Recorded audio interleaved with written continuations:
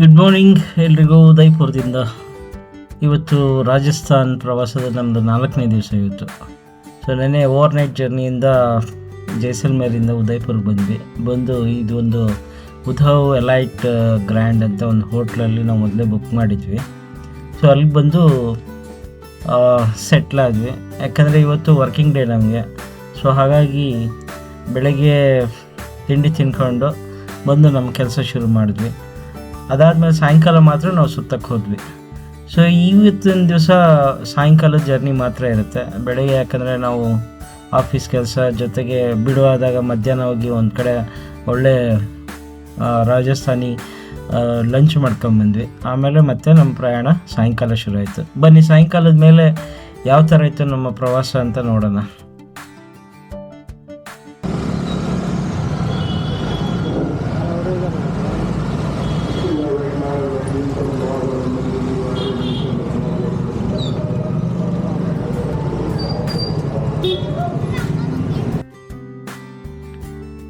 ಉದಯ್ಪುರದಲ್ಲಿ ಒಂದು bike rent ತಗೊಂಡ್ವಿ.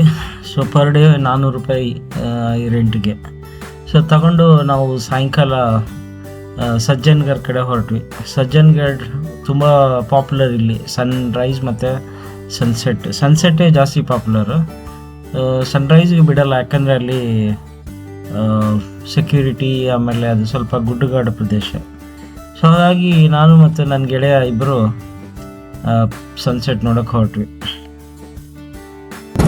ನಮ್ಮ ಉದಯ್ಪುರ್ ಮೊದಲನೇ ವಿಸಿಟಿಂಗ್ ಪ್ಲೇಸು ಇದು ಸಜ್ಜನ್ಗಢ ಪ್ಯಾಲೇಸು.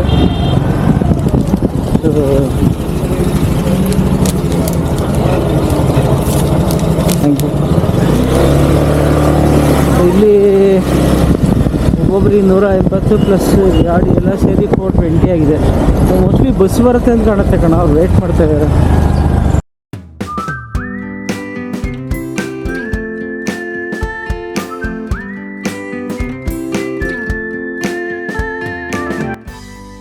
ಈ ಒಂದು ಸಜ್ಜನ್ಗಢ ಉದಯ್ಪುರ ನಾವೆಲ್ಲಿ ಉಳ್ಕೊಂಡಿದ್ವಿ ಅಲ್ಲಿಂದ ಒಂದು ಹಬ್ಬ ಅಂದರೆ ಒಂದು 12ರಿಂದ 14 ಕಿಲೋಮೀಟ್ರ್ ಇತ್ತು. ಇದೆಲ್ಲ ಟ್ರೈಲ್ ನೋಡ್ತಾ ಇದ್ದರೆ ನಮ್ಮ ಚಾಮುಂಡಿ ಬೆಟ್ಟ ಅಥವಾ ನಮ್ಮ ನಂದಿ ಹಿಲ್ಸ್ಗೆ ಯಾವ ಥರ ಬೆಟ್ಟ ಗುಡ್ಡಗಳು ಕಾಣಿಸುತ್ತೋ ಅದೇ ಥರ ಇಲ್ಲೂ ಕೂಡ ಅಷ್ಟೇ. ಸೊ ನಾವು ರೆಂಟ್ ತಗೊಂಡಿರೋದ್ರಿಂದ ತುಂಬ ಅನುಕೂಲ ಆಯ್ತು ನಮಗೆ ಲೋಕಲೆಲ್ಲ ಓಡಾಡೋಕ್ಕೆ. ಸೊ ಬನ್ನಿ ನೋಡೋಣ ಯಾವ ಥರ ಇರುತ್ತೆ ಸನ್ಸೆಟ್ಟು.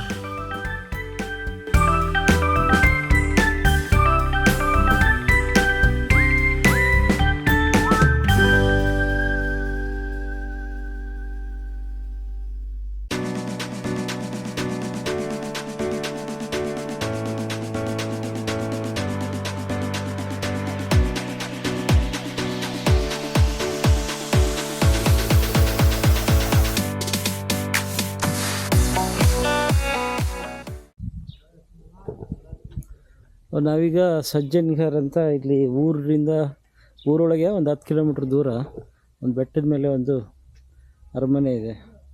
ಸೊ ಇದ್ರ ಹೆಸರು ಸಜ್ಜನ್ಗಢ ಅಂತ. ಸೊ ಎಂಟ್ರಿ ಫೀಸು 180 ರೂಪಾಯಿ ಪ್ಲಸ್ 80 ರೂಪಾಯಿ ಇದಕ್ಕೆ ಟೂ ವೀಲರ್ಗೆ. ಅದು ತಗೊಂಡು ಇವಾಗ ಮೇಲೆ ಹೋಗ್ತಾ ಇದ್ದೀವಿ. ಸೊ ಇದು ಒಂದು ಅರಮನೆ. ಇದು ಅರಮನೆಯನ್ನು ಈಗ ಮ್ಯೂಸಿಯಂ ಥರ ಮಾಡಿದ್ದಾರೆ. ಸೊ ಇಲ್ಲಿಂದ ಉದಯ್ಪುರ ನೀಟಾಗಿ ಕಾಣಿಸುತ್ತೆ. ಇದನ್ನು ಸುಮಾರು ಮೂವಿಯಲ್ಲಿ ತಗೊಂಡಿದ್ದಾರೆ ಅನಿಸುತ್ತೆ.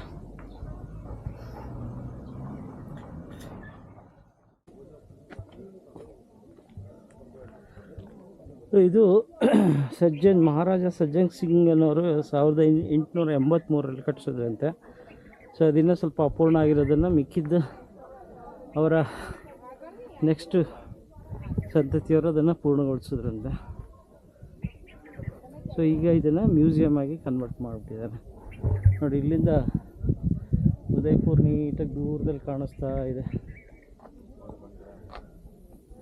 ಇನ್ನೊಂದು ವಿಶೇಷ ಏನಂದರೆ, ಜೈಸಲ್ಮೇರಲ್ಲಿ ನಾವು ಪೂರ್ತಿ ಬರೀ ಮರಳು ಗಾಡಿ ನೋಡಿದ್ವಿ. ಇಲ್ಲಿ ಪೂರ್ತಿ ಹಸಿರು, ಒಂಥರ ಪಶ್ಚಿಮ ಘಟ್ಟ ನಮ್ಮ ಕರ್ನಾಟಕದಲ್ಲಿ ಯಾವ ಥರ ಇರ್ತೋ ಆ ಥರ. ಒಂದೇ ಸರಿ ಜಿಯೋಗ್ರಫಿನೇ ಚೇಂಜ್ ಆಗಿಬಿಡ್ತು. ಆಮೇಲೆ ಈ ಊರು ತುಂಬ ದೊಡ್ಡದಾಗಿದೆ. ಒಳ್ಳೆ ನಮ್ಮ ಹುಬ್ಬಳ್ಳಿ ಅಥವಾ ಮೈಸೂರು ಮಂಗಳೂರು ಯಾವ ಥರ ಇದೆಯೋ ಆ ಥರ ದೊಡ್ಡದಾಗಿದೆ. ಇಲ್ಲೆಲ್ಲ ಸುಮಾರು ಜನ ಎಲ್ಲ ಕುತ್ಕೊಂಡು ಒಳ್ಳೆ ಗಾರ್ಡನ್ ಇದೆ. ಇಲ್ಲಿ ಗಾರ್ಡನ್ ನೋಡ್ತಾ ಇದ್ದಾರೆ.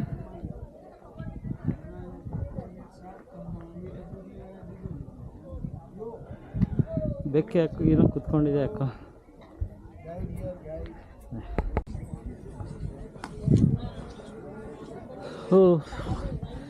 ಸ್ಪೆಷಲಿ ರಾಜಸ್ಥಾನ ಅಂದರೆ ಬರೀ ಕೋಟೆಗಳು ಮತ್ತು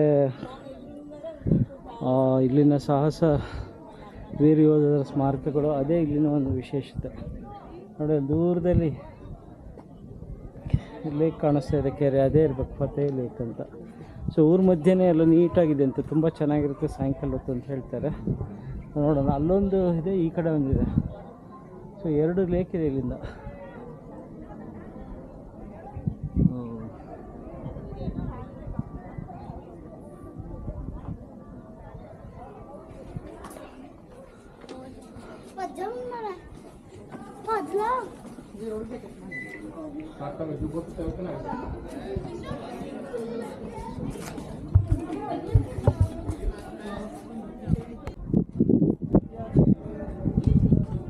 ಮಹಾದ್ವಾರ ಇದು, ಇಲ್ಲಿಂದ ಒಳಗೆ ಹೋಗೋಣ ಬನ್ನಿ.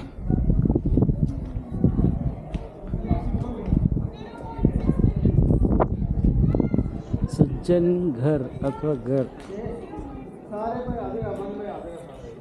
ಏನು 1886 ಅಲ್ದೇನೆ ಅಂಥ ಹಳೇದಲ್ಲ ಅಂದ್ಕೊಳ್ತೀನಿ.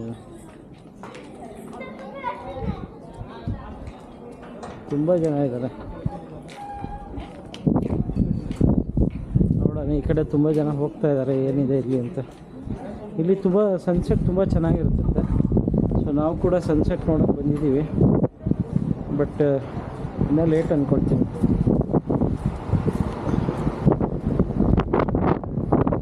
ತುಂಬ ವಿಂಡಿ.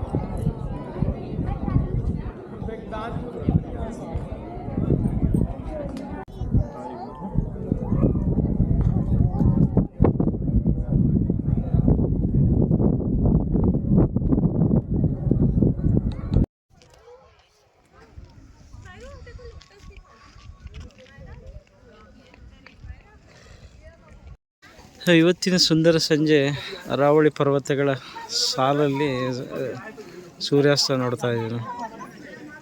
ಇನ್ನೇನು ಮುಳುಗ್ತಾವನು, ಸೂರ್ಯ ಮುಳುಗ್ತಾ ಇದ್ದಾನೆ. ಚೆನ್ನಾಗಿತ್ತು, ಜನ ಜಾಸ್ತಿ ಇದ್ದಾರೆ ಆದರೂ ಓಕೆ. ಇನ್ನೇನು ಮುಳುಗ್ತಾ ಇದ್ದಾನೆ. ಇಲ್ಲಿ ಪಕ್ಕದಲ್ಲಿ ಅರಮನೆ ಸಜ್ಜನ್ ಘರ್. ಸೊ ಇಲ್ಲಿ ಹಿಂದೆ ಅರಾವಳಿ ಪರ್ವತಗಳು, ಅದರ ಹಿಂದೆ ಸೂರ್ಯಾಸ್ತ.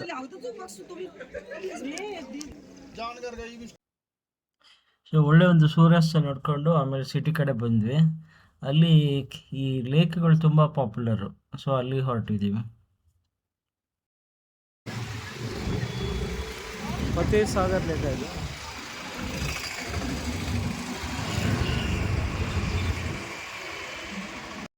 ನಾವೀಗ ಮಹಾರಾಣಾ ಪ್ರತಾಪ್ ಸ್ಮಾರಕ ನೋಡೋಕೆ ಬಂದಿದ್ದೀವಿ. ಇಲ್ಲಿ ಫತೇ ಸಾಗರ್ ಲೇಕ್ ಮುಂದ್ಗಡೆನೇ ಇದೆ. ಸೊ ಇಲ್ಲಿ ಒಬ್ಬರಿಗೆ 150 ರೂಪಾಯಿ ಎಂಟ್ರಿ ಫೀಸು. ಆಮೇಲೆ ನಮ್ಮ 2 ವೀಲರ್ ಇದ್ದರೆ 50 ರೂಪಾಯಿ ಇದೆ. ಸೊ ನೋಡೋಣ ಹೇಗಿರುತ್ತೆ ಒಳಗೆ ಮಹಾರಾಣಾ ಪ್ರತಾಪ್ ಅವರ ಸ್ಮಾರಕ ನೋಡೋಣ. ಸೊ ಇದು ಯಾರೋ ಒಂದು ಸಮಿತಿ ನಡೆಸ್ತಾ ಇದ್ದಾರೆ ಅನ್ಸುತ್ತೆ. ಸೊ ಇಲ್ಲಿ ಇನ್ನೊಂದು ಮಹಾರಾಣಾ ಪ್ರತಾಪ್ ಬಗ್ಗೆ ಒಂದು ಮೂರ್ತಿ, ಮತ್ತು ಇಲ್ಲಿ ಒಳಗಡೆ ನಮ್ಮ ದೇಶಕ್ಕೋಸ್ಕರ ನಮ್ಮ ವೀರ ಭೂಮಿಗೋಸ್ಕರ ಹೋರಾಡಿರೋದು ವೀರ ಭವನ್ ಅಂತ ಒಂದಿದೆ. ನೋಡೋಣ ಹೆಂಗಿದೆ ಅಂತ ಒಳಗೆ. ಸೊ ನಾವು 2 ವೀಲರ್ ಒಂದು ಬಾಡಿಗೆ ತಗೊಂಡಿರೋದ್ರಿಂದ ನಮಗೆ ಒಳ್ಳೆ ಅನುಕೂಲ ಆಗಿದೆ. ಸೊ ಇದು ಫತೇ ಲೇಕ್. ಇಲ್ಲಿ ಹೆಂಗೆ ಅಂದರೆ ಪ್ರತಿ ನಮ್ಮ ಊರುಗಳಲ್ಲಿ ಕೆರೆ ಅಕ್ಕಪಕ್ಕ ಅಥವಾ ಸರೋವರ ಪಕ್ಕ ಹಿಂಗೆ ಎಲ್ಲ ತಿಂಡಿ ಬೀದಿ ಇರುತ್ತೋ ಆ ಥರ ಇಲ್ಲೂ ಸುಮಾರು ಇದ್ದಾವೆ. ಸುಮಾರು ಜನ ಎಲ್ಲ ಫುಲ್ ಎಂಜಾಯ್ ಮಾಡ್ತಾ ಇದ್ದಾರೆ. ಸಾಯಂಕಾಲ ಚೆನ್ನಾಗಿರುತ್ತೆ ಒಂಥರ.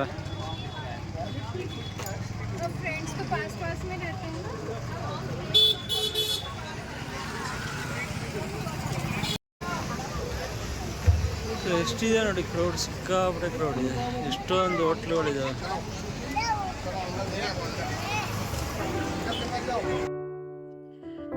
ಸೊ ಕೆರೆ ಹತ್ರ ಸುಮಾರು ಹೊತ್ತು ಒಳ್ಳೆ ಟೈಮ್ ಸ್ಪೆಂಡ್ ಮಾಡಿದ್ವಿ. ಆಮೇಲೆ ಚಾಟು, ಆಮೇಲೆ ಸುಮಾರು ತಿಂಡಿ ತಿನಿಸುಗಳು, ರಾಜಸ್ಥಾನಿ ಸ್ಪೆಷಲ್ ಎಲ್ಲ ತಿಂದ್ವಿ.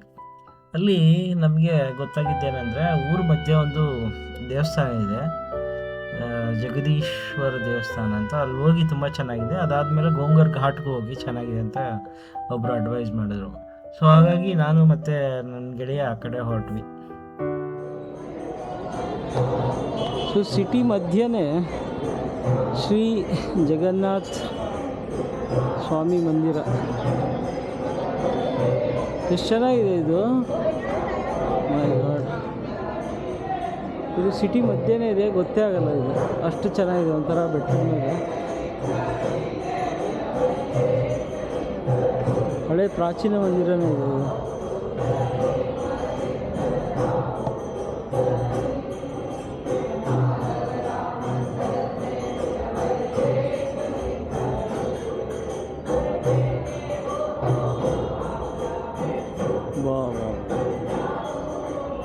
ಒಂದೇ ಶಿಲೆಯಲ್ಲಿ ಕಟ್ಟಿರ್ಬೇಕಾ? ಹೆಂಗಿದೆ ಇದು.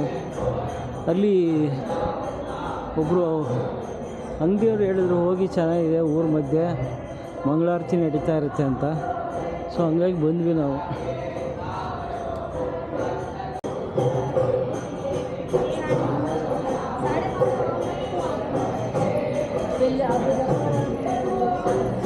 ತುಂಬ ಚೆನ್ನಾಗಿದೆ ದೇವಸ್ಥಾನ.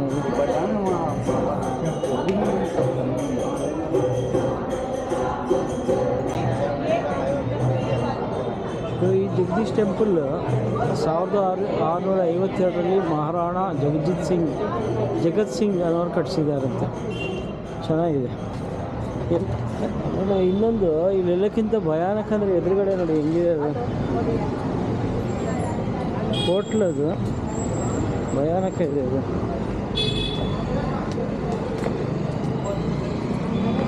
ಊರ ಮಧ್ಯೆ ಇಷ್ಟು ಚೆನ್ನಾಗಿರೋ ದೇವಸ್ಥಾನ ಅಂತ ಗೊತ್ತೇ ಆಗಲ್ಲ, ಅಷ್ಟು ಚೆನ್ನಾಗಿದೆ.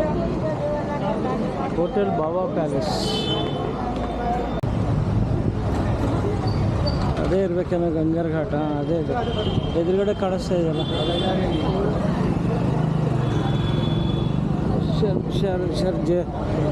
ಸ್ಲಿಪ್ ಆಗುತ್ತೆ ಅನಿಸುತ್ತೆ ಇದು ಡೌನು. ಇದು ಕೆರೆ ಕಂಡ್ರೆ ಕೆರೆದೇ ಘಾಟ್ ಇದೆ, ಗಂಗಾರ್ ಘಾಟ್ ಅಂತ. ಗಂಗೂರ್ ಘಾಟ್. ಅಲ್ಲಿದೆ ನೋಡೋ ನಿಂದು ಹೋಟ್ಲು, 5 ಸ್ಟಾರ್ ಹೋಟ್ಲು. ಬಾಪ್ರೆ, ಅಲ್ಲಿ ಪಾರ್ಕಿಂಗ್ ಅಲ್ಲಿ ಹುಡ್ಕೋಣ.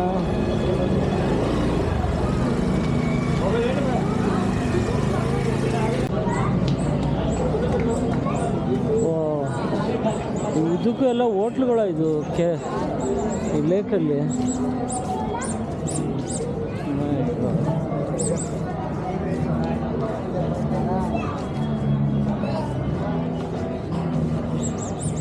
ಫುಲ್ ರಶ್ ಇದೆ ಇದು.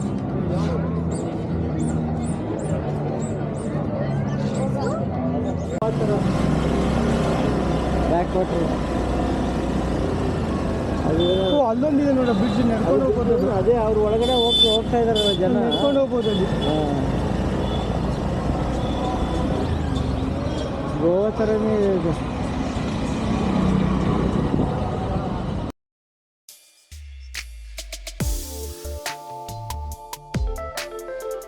ಸುಮಾರು ಹೊತ್ತು ಆ ಗಂಗರ್ ಘಾಟ್ ಹತ್ರ ಕುತ್ಕೊಂಡು ಒಳ್ಳೆ ಫೋಟೋಗ್ರಫಿ ಮುಗಿಸ್ಕೊಂಡು, ಸೊ ಹೀಗೆ ಊಟ ಮುಗಿದಿತ್ತು, ಸ್ನ್ಯಾಕ್ಸಲ್ಲೇ. ಸೊ ನಮ್ಮ ವಿಶ್ರಾಂತಿ ಗೃಹ ಕಡೆ ಹೊರಟ್ವಿ. ಸೊ ಇವತ್ತು ನಮಗೆ ಉದಯಪುರದಲ್ಲಿ ಓಡಾಡೋಕ್ಕೆ ಸಮಯ ತುಂಬ ಕಡಿಮೆ ಸಿಕ್ಕರೂ ಕೂಡ ಸಾಯಂಕಾಲ ಒಳ್ಳೆ ಸನ್ಸೆಟ್ ನೋಡಿದ್ವಿ. ಸಜ್ಜನ್ಗರ್ ಘಾಟಿ ಅದೆಲ್ಲ ನೋಡಿಕೊಂಡು, ಆಮೇಲೆ ಸರೋವರ ಸುತ್ತಮುತ್ತಲೆಲ್ಲ ಚಾಟ್ ತಿನ್ಕೊಂಡು ಆಮೇಲೆ ಇಲ್ಲಿ ಬಂದು ದೇವಸ್ಥಾನದ ದರ್ಶನ ಮಾಡಿಕೊಂಡು ಮತ್ತೆ ಗೋಂಗರ್ ಘಾಟಲ್ಲಿ ಸುಮಾರು ಹೊತ್ತು ಕುತ್ಕೊಂಡು ಸೊ ಮತ್ತೆ ಈ ದಿನ ಮುಗಿಸ್ತಾ ಇದ್ದೀವಿ. ಸೊ ಈ ಥರ ಚೆನ್ನಾಗಿತ್ತು, ಒಂಥರ ಟೈಮ್ ಕಡಿಮೆ ಇದರಲ್ಲೇ ನಮ್ಗೆ ಎಷ್ಟು ಬೇಕೋ ಅಷ್ಟು ಚೆನ್ನಾಗಿ ಓಡಾಡಿದ್ವಿ. ಅದರ ರೆಂಟಲ್ ಬೈಕ್ ಮಾತ್ರ ತುಂಬ ಸಪೋರ್ಟ್ ಮಾಡ್ತು. ಸೊ ಬನ್ನಿ ಮತ್ತೆ ನಾಳೆ ಸಿಗೋಣ ಇನ್ನೊಂದು ಎಪಿಸೋಡಲ್ಲಿ. Thank you.